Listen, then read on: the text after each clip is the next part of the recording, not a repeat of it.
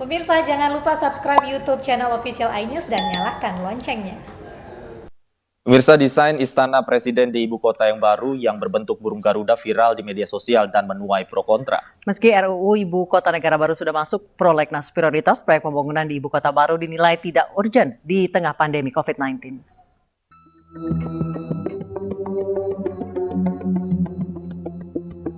Pemerintah memastikan pembangunan ibu kota baru di Kutai Kertanegara dan Penajam Pasir Utara, Kalimantan Timur dilanjutkan tahun ini. Pemindahan ibu kota akan dimulai dengan soft groundbreaking untuk infrastruktur dasar. Sebelumnya, proyek pemindahan ibu kota tertunda karena pandemi COVID-19. Pemerintah telah mengumpulkan berbagai desain ibu kota baru dengan menggelar sayembara gagasan desain kawasan ibu kota negara pada 2020 lalu.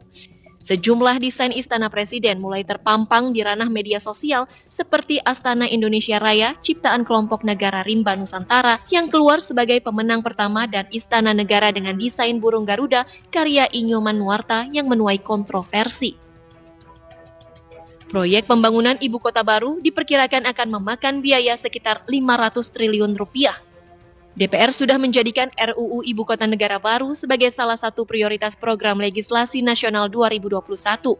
Rencana membangun ibu kota baru mendapat kritikan 3 fraksi di DPR, yaitu PAN, Partai Demokrat, dan PKS. Menurut mereka, seharusnya pemerintah fokus pada pemulihan akibat COVID-19.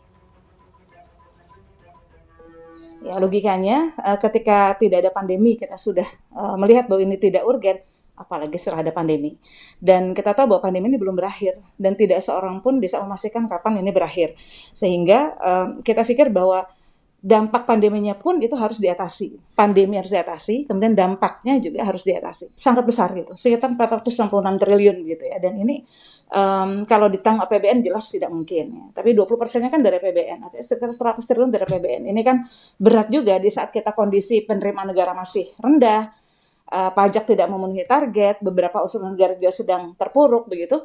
Kemudian anggarannya digunakan untuk sesuatu yang menurut kita belumlah saat ini, jangan itu dulu gitu.